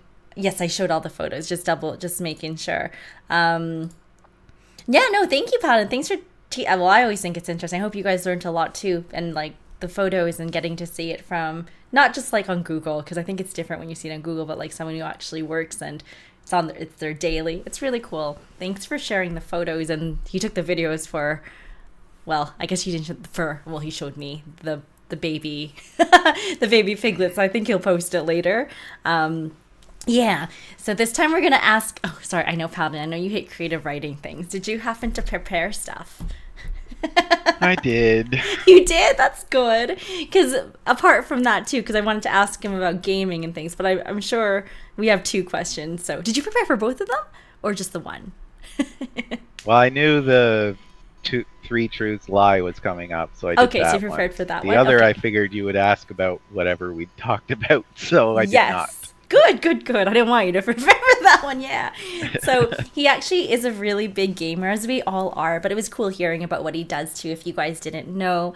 So he's a really big gamer. I was thinking of either asking you your. Well, see, I feel like I know the answer, but I also don't know. So of his like all time, like his favorite game. I don't know if you guys know. I don't know if I don't think he's mentioned it ever. Or because I wanted to know as well. his favorite pizza. You can choose which question you want to go with because he likes a lot of pizza as well from Domino's. But I don't know if I know his like favorite one. Yeah. Oh, that would be No. tough. Oh, okay. Like you, I don't keep a lot of, or I don't try new things as often as you do. I have a list of favorites and I rotate through them. Like I Mm. have a lot of games that, or not a lot of games. So there's about a dozen I play most of the time, and I rotate through them depending on my mood. So the one that's my favorite at the moment depends on what I'm feeling. Yeah, Uh, that I think that's for me too. I don't try that stuff like I guess more than you, but I was so sad because I wanted him to try something new with the pizza. And one of my first, I was like, "Oh, try this," and then they forgot to put cheese on his pizza, which it ended up obviously really bad. So that was his impression of me, like suggesting something new, and I was devastated. That was so bad. I'm so sorry. And then he didn't tell them that they messed up the order, which I was not happy with either. Um, Ooh, Connor did say I also yeah about Zomboid and Civ. We didn't talk about that earlier, but it is. I don't know which one is his favorite, but there are two games that he really plays often, right? And he's got like yep. he was gonna help me when we were gonna do set. We were hopefully setting up a community Zomboid, like it's a whole thing. But he knows a lot about it. He streamed a lot of it on Discord, to end Civilization 5. Yeah, I mostly grew up playing strategy games like Age of Empires 1 and 2, played a lot Mm-hmm. of, and the Command and Conquer series. And then I don't know how I ended up playing Civilization 3, who introduced me to it, but I did, and I've played a lot of 3, 4, 5, and 6. Um, I haven't bought the new one yet because I'm cheap. If you want to get into them, if you wait till they're 3 years old, you can buy them with all the DLC for $15. So never buy a Civ game new. Don't tell 2K I said that. No, Uh, I don't know if he's then played also Souls. Souls, nah. So I got No. one of them for the first one was free on Xbox Gold one time, and I did try it out for several hours. Like this Mm-hmm. is not for me, which Mm-hmm. is maybe strange because I play lots of very grindy games like RuneScape. Project Zomboid. Once I get a base, you just go kill zombies for hours and make no progress on it, but it's just the fun of searching Yeah. around the map. Um, Yeah. The Oh, before we go to Connor's question, the last game question too here. Oh, Red Alert 2. Do you know the one that Malik's talking about? yeah, I played that. It's a CNC game. Yeah, I guess he. Yeah. Oh, no, Connor, he did play OSRS. Like, he was saying that that's his username in RuneScape. And he played it, like, way back when. So, Oh yeah. we're around the same age, you know? I think within the first year of it starting, someone introduced me to it. Back when like the Alcared Desert was the members only area instead of Yeah, part of the yeah. free zone. I don't I don't even know if Falador was in the original map. Oh, I love Falador. It's a nice place. I think it came in one of the first expanded expansions to the map. Oh. Yeah. So I had a very very old account that Mm-hmm. I think it must have been 98-ish that game started, right? Because I think when they added the 10-year capes, I had the 10-year one in university already. So it was an old account. Yeah. Yeah, see, Connor's pretty cool. Oh, so this is a good question from Connor too, because Connor's a big reader. You're a big reader as well. Do you want me to ask you this, or do you want this to be your prediction question? Maybe like your favorite book, and then we'll talk about it after that. Would you like to go the pizza, the favorite game, or the favorite book route for the prediction for the Uh, first prediction question? Pizza depends too much on my mood to honestly Okay, pick a so favorite. gamer book then. Which one do you want to do, Curtis? Are you ready for the first prediction? I probably rotate games too often. You want to I go with do the book? Oh. I do have a favorite book. Yeah. Okay, great question, Connor. Okay, so you probably know. Think of four options. Let me know when you're ready. Do you have your four options at the top of your head, or you want some time?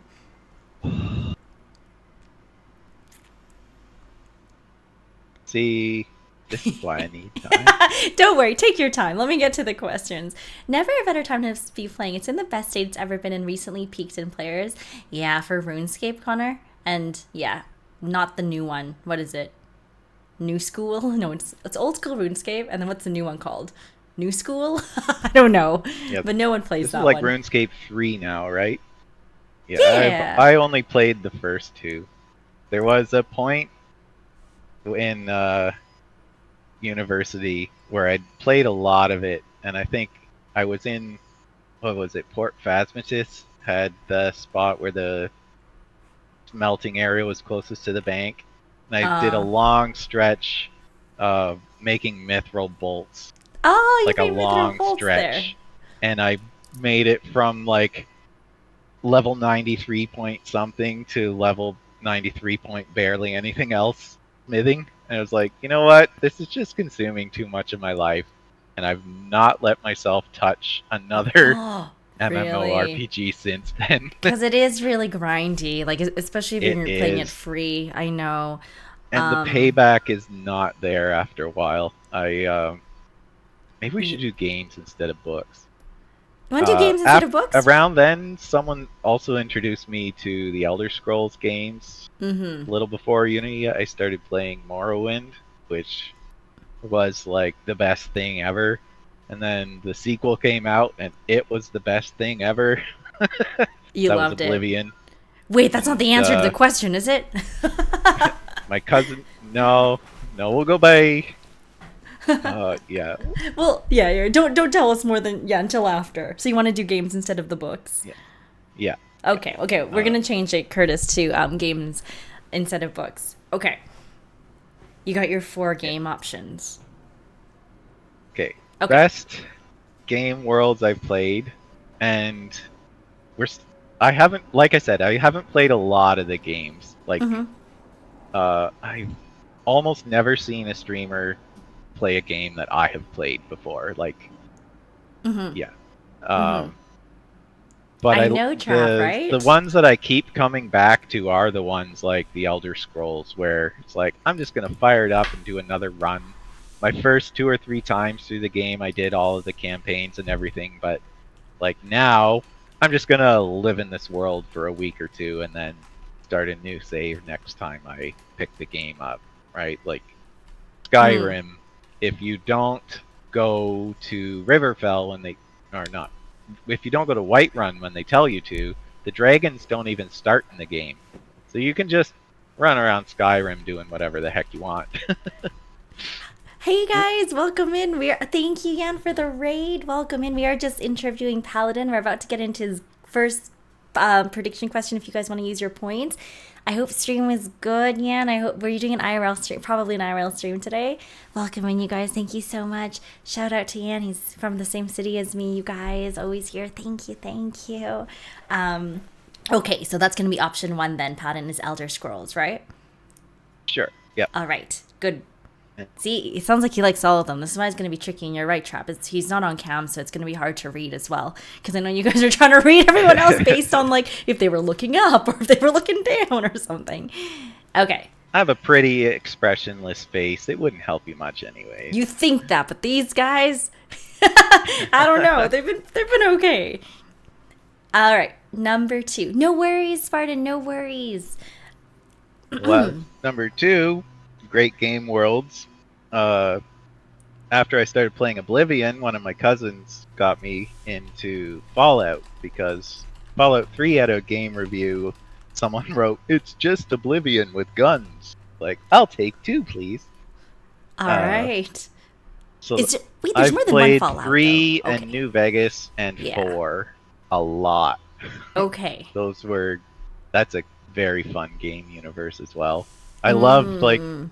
you got this super optimistic 40s 50s era stuff. I actually like big band jazz, so it's really cool to hear that as the soundtrack in those games. And Mm-hmm. then you nuke the crap out of it, so you have like all the campy optimistic stuff and then all the insane raiders going on about an absolutely ruined, never coming back world, and just the Right. weird contrasts you come up with. makes for some great comedy gold. See, I only played Uh, one, so I can't even like grill you too hard on the other Fallout games. But we'll just put Fallout. But oh, you I guys have heard three definitely and played five. all of these. I'm not I'm not inventing one that I haven't played, but you can try to pick which is my favorite. Right. Okay. So uh, we'll put Fallout then for the second question. Oh, hi, Fallout and Angie. Hi, Oblivion are Loof. or Fallout and Elder Scrolls are both Bethesda games, but I think the Oblivion ones they alternate between which studios, or the Fallout ones, yeah, they alternate which studios produce them. So like Fallout 2 and New Vegas were by a different studio than 3 and 4 were. Okay. All right. That's So do what you I want to put it for the second one just Fallout, or do you want to put the the specific Fallout number? series, yeah. Okay. We'll put the Fallout series for number two, Curtis. Okay. All right. Number three. Uh Great Game Worlds, I would say has to include BioWare as well when they BioWare. uh Huh. so they've made the other two options for the list, which are going to be the Dragon Age series. I played less of them. I haven't played the new ones. And Mass Effect. So Dragon Age 1, I like the near D&D gameplay style. It was kind of a turn-based combat thing. That was kind of fun to me. As the games went on, like I played a little bit of Inquisition. I think it was the first game I never finished, just because the way they designed the game, I felt like I was spending more time looking at the loading screen than actually playing the Oh. game, because they made you switch between areas so often. But the game world was fantastic. The way they introduced, well, you have the dark spawn threat, where they came from, and the whole thing with the mages. And in for those who haven't played, basically mages ruined the world and brought the scourge of these terrible monsters that come around every so often and kill everybody. So there's a whole part of society dedicated to controlling mages and making sure magic doesn't get out of hand. And then some mages accept responsibility, and others are trying to fight for freedom. And you get different characters or factions with these what feel like very plausible reactions to the situation they found themselves in. And that was one of the series where I read all of the codex entries, just got really immersed in the lore, and it was a lot of fun. Um, Yeah, that's a lot. See, I've never heard of this game. This is my first time hearing about it. But Dragon Age Origins, then you can probably get it on a Steam sale for like $2 or $3 sometime. And if you get into modding your games with Nexus, you can upgrade it to 2K graphics, so your color grading will be okay or whatever it is you're into. right, I see. You But guys probably know about this I'd more than me, recommend so you that guys one. can ask it. Top three for you, Connor. Yeah, so these guys know for sure, not me. All right, we'll put Dragon Age for number three, Curtis, and definitely Knight. I think he is. Yeah, yeah, I would say so. I think we all kind of are, you know. All right, number four. The sequel's not as good, Uh, Connor said. the, yeah, for for it Dragon wasn't. Age. When you got to number two, the characters felt a lot more stock, and they simplified the skill trees, so you can do less interesting builds with it. Like it was one of those games where they tried to make it more accessible, and they by doing that they took away a lot of the fun I had with it. It just wasn't as cool. I guess yeah, Connor Um, agrees. I am blue. I am yeah. into color grading. Yeah. Bunch of nerds. DJ, hey. I see you too, okay? All right, so those were the four. I'm surprised you didn't put the ones that I thought you were going to put in there, to be honest. So now I'm stumped, but we're gonna see. You guys better ask the questions because Well, I haven't played these are these. game worlds, so I'm talking about the stories and the lore that go into them. So your Uh, favorite game you've world. seen me play a crap ton of strategy games, I but have, you know, yes. Civ 6 I've streamed a lot lately. there's not a lot of lore in it, right? It's a strategy game. It's got mechanics. They use real world countries, but then history goes to crap as soon as RNG starts figuring who's going to declare war on who. But there isn't a lot of lore in those games. I also play a lot of colony sims, like RimWorld. I play the crap out of that game. Uh, yeah, the Crimes Against Humanity simulator. It's a lot of fun to me. And Mm-hmm. Project Zomboid.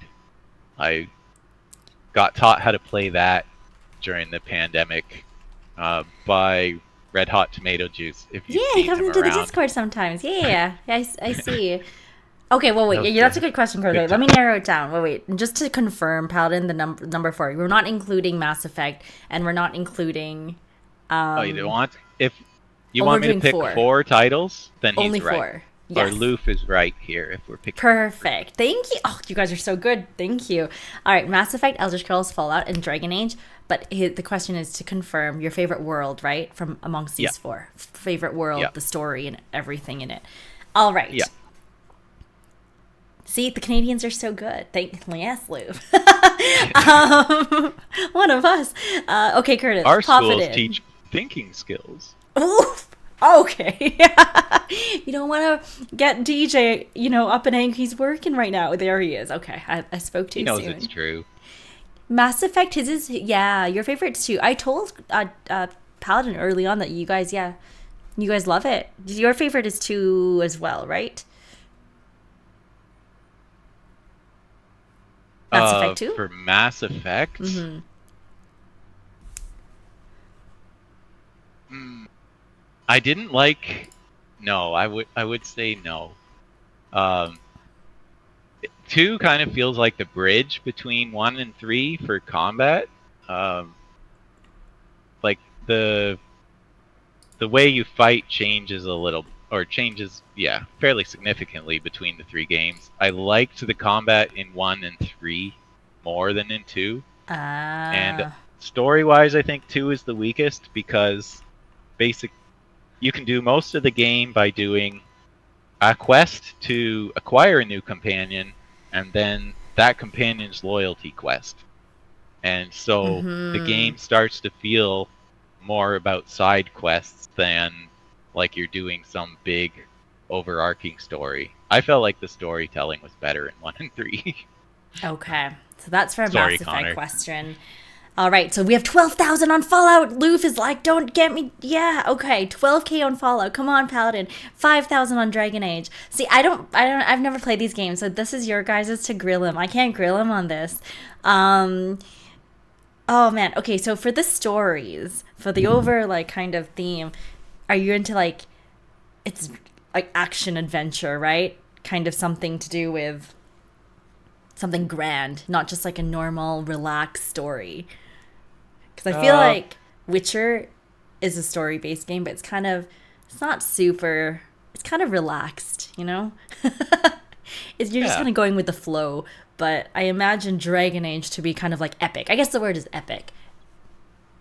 I I didn't include Witcher on the list because to me it's a book first, Oh, and the okay. game did not, like, most of the lore I know from the Witcher universe is from the books and not from the Mm, games.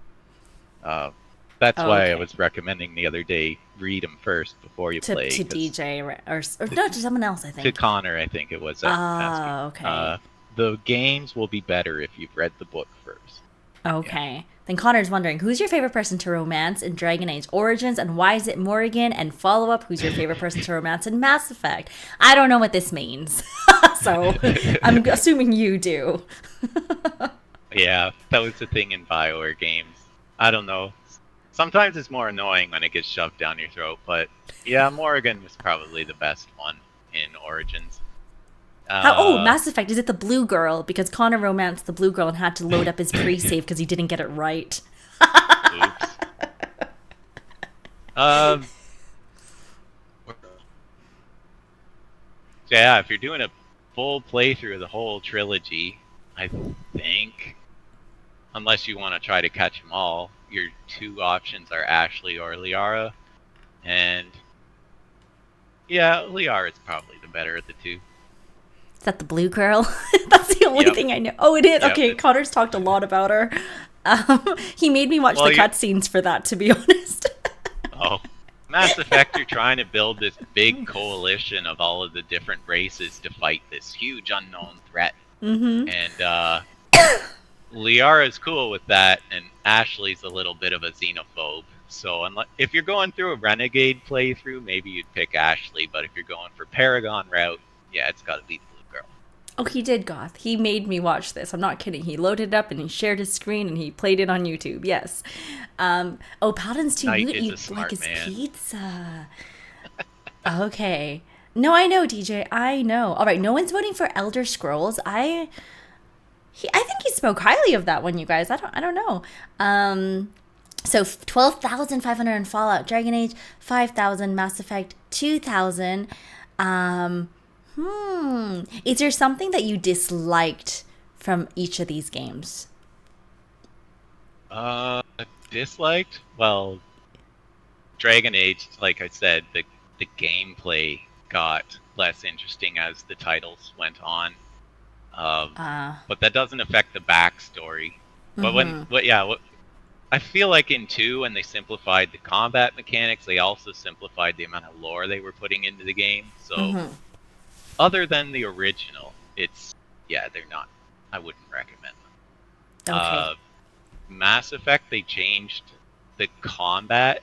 Like, the first one starts out with, hey, we have this crazy new technology that we've invented where you don't need to reload your gun anymore. I'm like, this is awesome. You can spec your gun till you can hold the trigger down for a full minute without having to let off the trigger. It is amazing. You walk into a room, you just hold the trigger down, you don't worry about aiming, you just kind of strafe it around the room until everything stops twitching. It is great. Then you get to number 2, and they're like, oh, the guns are more powerful, but they need these cooling clips now. 1 cooling clip per shot. And I'm like, oh, this is just ammunition. I was very sad about that. Very, very sad. Okay. That is a good point. Loof did say you said Fallout is Elder Scrolls with guns, and that's awesome. So that's why he chose that. Before you give the answer, Connor wants to know if you read the Mass Effect books. I have not. Oh, maybe you should. That, because you love reading. Maybe it'll give more like backstory, just like The Witcher too. Maybe. What do I think, Trap? I haven't played any of these games. These were none of the games that I thought he was gonna. I thought he would put something else and other things in there. And there's only 1% for Elder Scrolls. Oh man. He did speak so highly of Fallout, but he loves Mass Effect. So I am choosing. Okay, I'm gonna narrow it down to Fallout or Mass Effect if I'm narrowing it down to 50-50. Let's see. Okay, do you want to tell us one of the incorrect answers?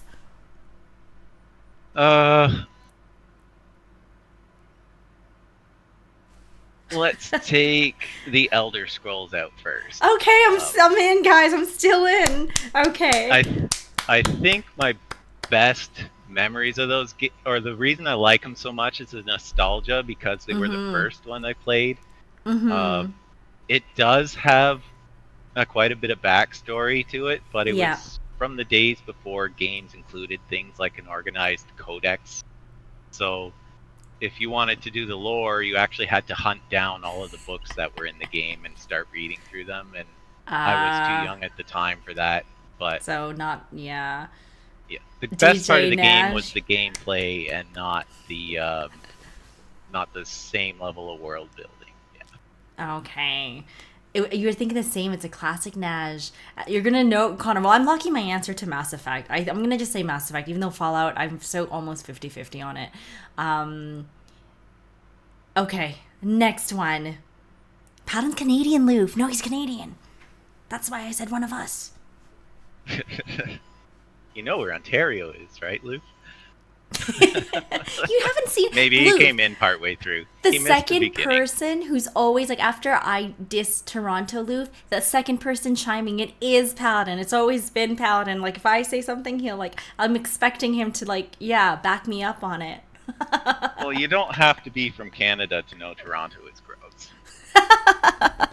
I'm sorry, Luke. Okay, next one. Next one, Paladin. That's incorrect. Um, I'm not sorry. Uh, let's take out Dragon Age. Yes, I knew my 50-50s were right. Okay, let's do this. Okay, whew, we're still in, guys. Okay, so he's taking out Dragon Age. Whew. Any particular reason, or kind of what you mentioned earlier? Yeah, probably. Mm-hmm. It's just been so long since I played one that I liked that it's kind of fading from memory. Right, okay. There's at least one or two since Inquisition. I never finished Inquisition, so yeah, it's been more than 15 years since I played it. Okay. I did lock in Goth. I locked in Mass Effect as my answer. Yep. Okay. So you want the answer now? Yeah. Okay, give the answer. I would say it is Mass Effect. Yes! Best story. Oh, there we go. Good start. Well, that's a good start. Okay. Yes. Why Mass Effect? Cash it out. GG's, you guys. Connor, did you get it? Who got it, you guys? Let me see the points. 20.5 thousand! Go to Malik and Turbo! Wow! Turbo, good job. Malik, good job. And me. Loop, I didn't even see, he sent me, I didn't even look at it, Paladin, the one with the questions in advance. I forgot to even look at it. I only guessed Mass Effect I or told locked you it not in. to. What do you mean, forgot? You were going to respect my wishes all along, weren't you? I did, yes, exactly. I did forget though, but when he came in, one of the first things you talked about, because I have Mass Effect and he was streaming it on the Discord, Andromeda. Well, Mass Effect Andromeda is what he was streaming on the Discord. Yeah, so we talked the most, I think, about Mass Effect for games that I knew, so I had to go with that one. Good job, guys. When are you going to play it? I know it's downloaded. How many games down the list is it now? It's only like 5, actually. It's not that. It's not that we far keep off. adding new games ahead of it, so we're never gonna get there. But it's okay. I went for Fallout Trap. He was so full of it. No, he does like Fallout though. I think he does actually really like it. Just I do. I Effect like was more. all 4 of those worlds. Yeah, they're great. Good job. 20.5 is a lot. Nice. Okay. All right, this one, I hope if I can get this one, if I can get his next one right too, you guys, that means this is my first time getting 2 out of 2 correct, and I'll be very happy about it. So, okay, this one I might not even know any of them. So this one is his did you go with 3 truths? Sorry, or did you go with the 3 lies? Yeah, 3 truths. Yeah. Oh, you think I can invent 3 stories? No. You got time. Okay. 3 truths. I tried to pick ones I haven't told in Discord to somebody, because some of us have talked a lot more. Yeah, because I he's made on the list VC. alphabetical, so Oh my hopefully gosh, it even doesn't help you out. Okay, this will be fun. Curtis, when you're ready to put these ones, let me know. Loof, I'm crying and it won't make my streets any more clean. Loof, how much did you put in? You put 12,000, right? Thank you for your contribution, Loof. It's okay. There. Malik and Turbo says thank you. Oh, you're ready, Curtis? Okay. 3 truths, 1 lie. Option number 1, Paladin. You can just send Curtis what I sent you, right? Oh yeah, okay. I'm gonna read it out loud then. Make it easy. Yes. So I got 4 stories. One is the only crime that I know that I participated in was 1 year on campus for Christmas. Someone decided we needed a Christmas tree, and I was the only one that had a car that year. And they called me up, and they're like, "Dave, you gotta help us get this tree home that we found." So I show up, and it turns out they went to one of the local public schools and chopped the top half off one of the ornamental trees that they had growing in a hedge. And we lugged that home, and that became our Christmas tree that year. Like, you guys are such arseholes. Because they didn't just pick any pine tree, it was a blue spruce. And when they're that tall, they're like $500-$600 to replace. Oh. Yeah. Oh, Nash, this is not a Smurf. Connor wanted to show. I didn't do this one. My hands are here because I'm not. This is the blue girl that Connor and Paladin were talking about earlier from Mass Effect. This is why Mass Effect. Am I right? Oh, you know Nash. Okay. Some of these guys don't know. Okay. Sorry. All right. I sent that one to Curtis. So what that's called the Blue Spruce Christmas. That's the first one. Yes. I feel like that All one's right. true. He knows too much details of how much it costs and everything, so I'm thinking that one's true. All right, number 2. Busted by security lighting fires. So, also in the dorms, you're not supposed to pour your cooking grease down the drain, right? So you got this can full of supposedly flammable grease. We're like, what happens if you set it on fire? So it was St. Patty's Day, and I don't know why we were up at 2 in the morning, but we went out to the soccer field, which was behind the main campus, and we started trying to light the can of grease on fire. Except Uh-huh. cold grease doesn't actually burn that good, so it's very disappointing. We stuck some bits of cardboard in there and tried to get it to work like a candle. That was also boring. Mhm. And my then girlfriend was there, and she was like, I've got some hairspray we could use to heat it up. So we What? lit the hairspray and we melted all of the grease, and then we had a kind of okay fire going. And we look over on the side and we see this flashlight bobbing towards us. And someone's like, oh crap, it's security. So somebody threw the second can on top of the first can, which resulted in this big fireball. And I look over and now the flashlight's bobbing much quicker towards us. And I'm like, nobody else is running. And I'm like, oh great, we're just gonna stand here and take the heat. This is bad, very bad. But then the flashlight is shining in our faces, and what I hear is, oh, it's you guys. And it was one of our dorm mates that was on shift that night. So we all got away with it, and it was cool in the end. See, that is a lot of details, chat, but I feel like I don't know. I don't think that's a lie either. That's very detailed and also really dangerous, actually. Um, so that one is busted by security lighting fires. Yep. Yep. What a great idea from your then girlfriend. Just yeah. Um, okay. Number 3. So in Ontario, we have the Ontario Secondary School Test of, I don't know, the acronym is like ASSAULT or something. And it's a literacy test to see if you're good at reading and writing. And you have to pass this test to get your high school diploma, and I failed it. And the principal had to call my parents, and they're like, we think there's been a mistake, but they failed the literacy test. And then I had to go to remedial classes for my first time, and but Mm-hmm. yeah, it was a whole story. My parents were a little upset about that, but Failed the literacy test. Okay. yep, Number I'm illiterate. 3. I think I know. Maybe I know. Okay. Number 4. So 2 years later, when we were looking at going to universities, uh, we had the American college test to be able to apply to the US ones. And I guess all the remedial classes worked because I got the highest score in the class. All right. So ACT equals American College Test. So for the question, when you guys Yep. see it, highest marking class on ACT, ACT. Okay. So you failed the literacy test, but then for the university, the ACTs, you got the highest mark. Yep. Okay. So you can choose whether you think I'm dumb or smart. Okay. All right. Those are the 4 options.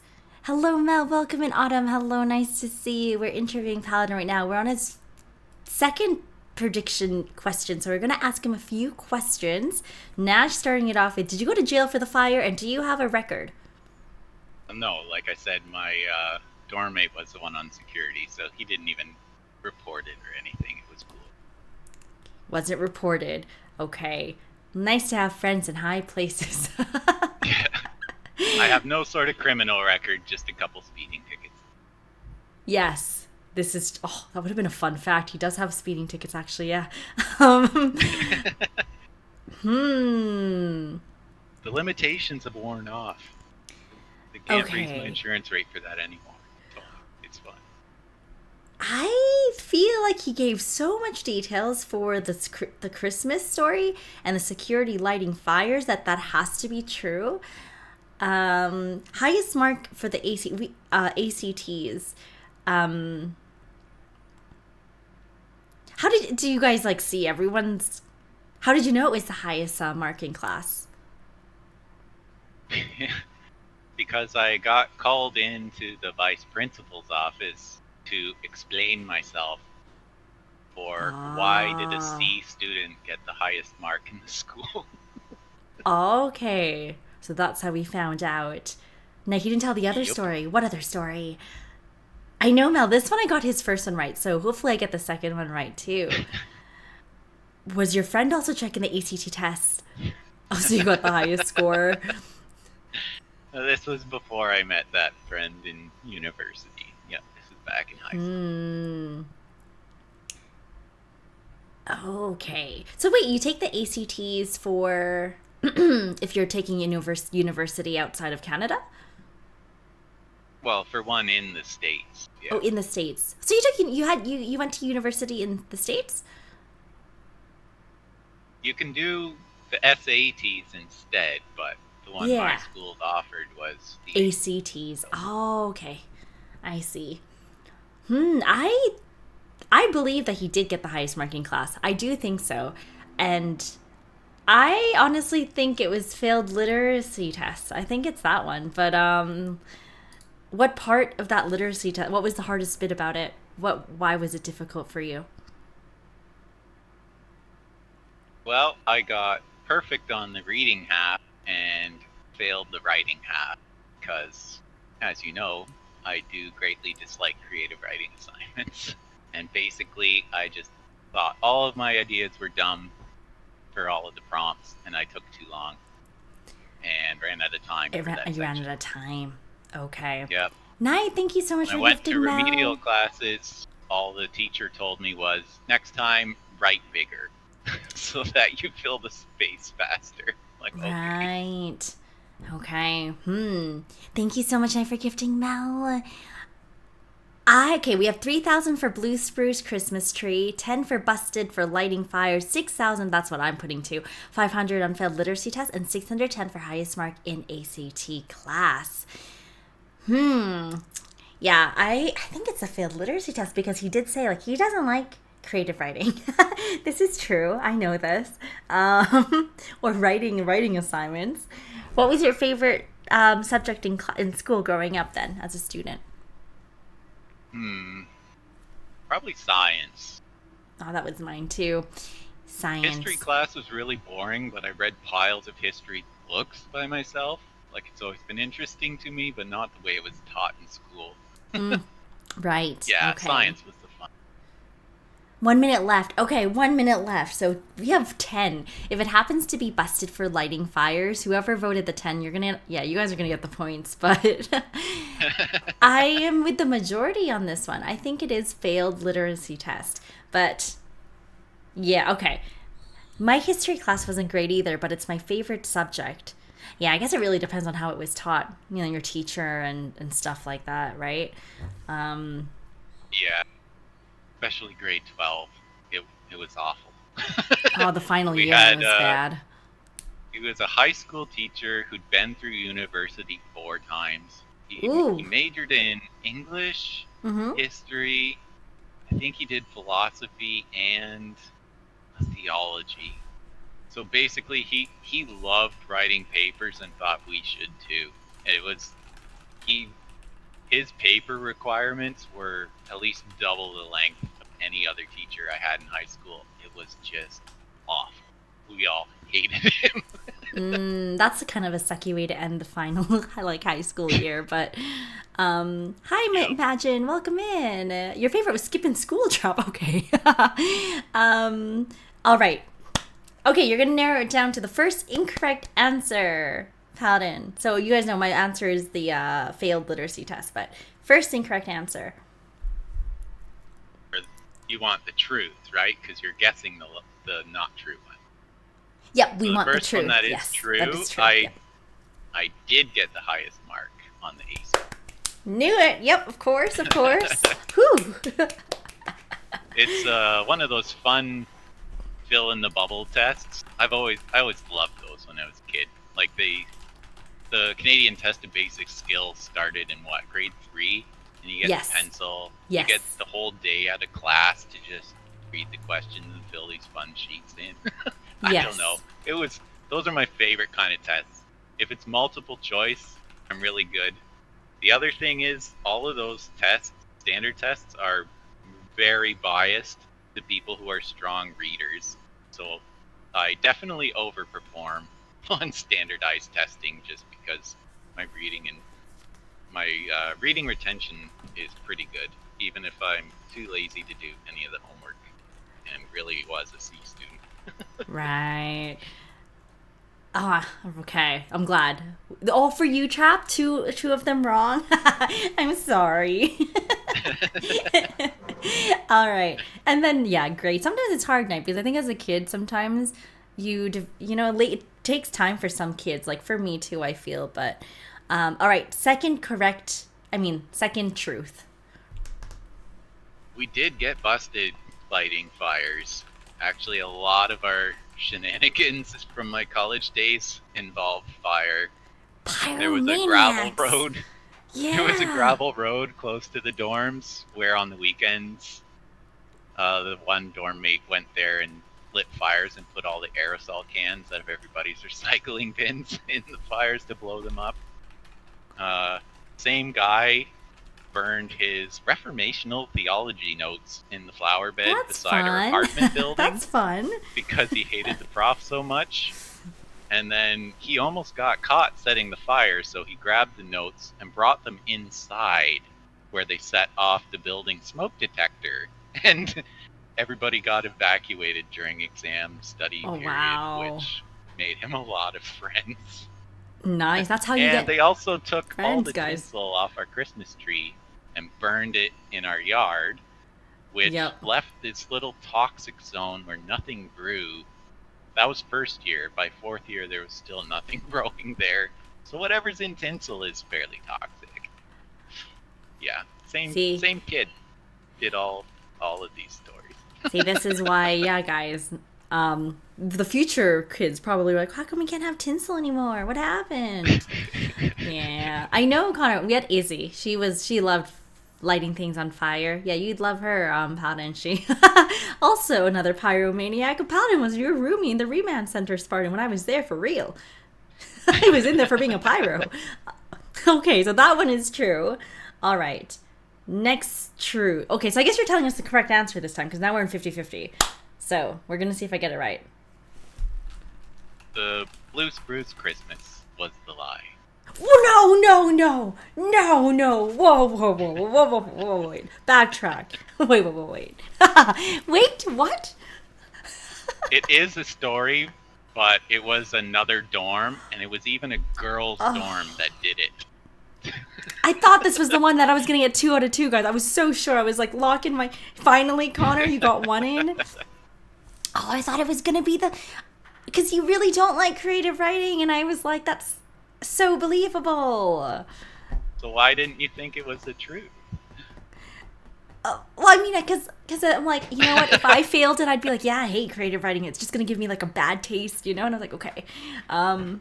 Oh, dang it. Okay, at least I got one right. Whatever, I'll take the one win. Who got the points? Let's see.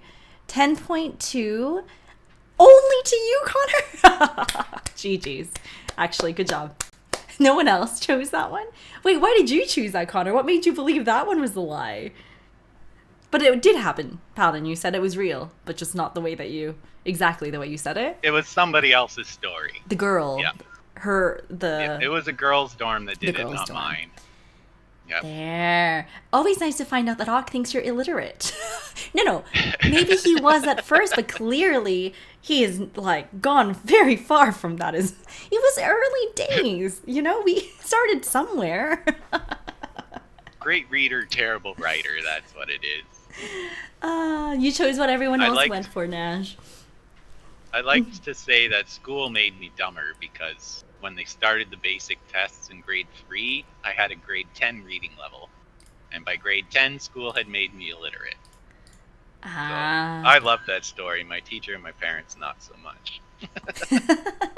Yeah, no, that makes sense. GG's, you guys. I know, Connor won, so we have to hear that the rest of the stream every 30 seconds. Oh, I know, Trav. But he didn't win 2 out of 2, so he doesn't, In general, I think this is, out of all the interviews, this might be the only one that Connor got right. Am I right, Connor? I think out of all the 5 days. So that's 2, 4, 6, 8, 10. 10 questions. So you got 10%. Wow, just doing them dirty like that. Okay. We all started somewhere, Connor. This is good. I got 50%. Honestly, I've gotten at least 1 right, 1 wrong. So I'm literally 50, but GG's. That, we take those. We do actually. Can't say that for Connor though, but oh man. Ominous orangutan. I know. I got confused for a second.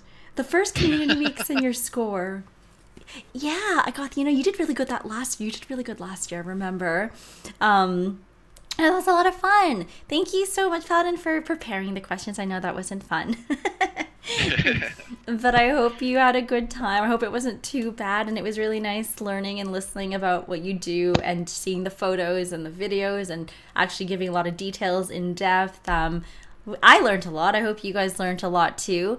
And you can always find Paladin, not always, but you can see him in a community hangout, and he streams different games. Like I think the last time I saw him streaming, I think it was Civilization, right? That was what you were streaming while Speedy was doing golf with friends, I think? Or was that a different game? Tonight, I think I was playing Gears of War 5. Was it Gears of War? Yeah, so... Yeah, very I nice. have to get back into shooters again, and I was told I wasn't allowed to practice Sniper Elite. So No, I told him not to practice the sniping because we are going to be playing now. And I was like, no, you can't practice because all of us haven't practiced. So this is fair. It was really interesting, Says Trav. I last played in 2018, so it's a lot of rust. No, we're rustier. Trust me. Very rusty. And yeah, me too, Connor. So yeah, whenever to post the birthing video on Discord, that will be good. And you learned that he's Canadian, Loof, which is also very good. And such a nice guy. Yeah, no, Paladin's been really great. I'm happy you're in the community. I'm glad you finally joined the stream after seeing me do the second IRL. But it's okay. It took a little while. But yeah, I'm glad you're here. Thank you for being here. And also community hangout, making everyone feel welcome and everything is really nice. And yeah, thank you, Paladin. I really appreciate it. I will probably ask you to go back into VC later if you want. If you don't want to play VC, that's okay too for the thing. I'm just going to have to set up the games and stuff like that. But yeah. Thanks for having me. Thank you, Paladin. Say bye to Paladin, you guys. W, Bye, Paladin. everybody. Thank you, Paladin. I will talk to you later. Thanks for sharing You bet. everything. Bye.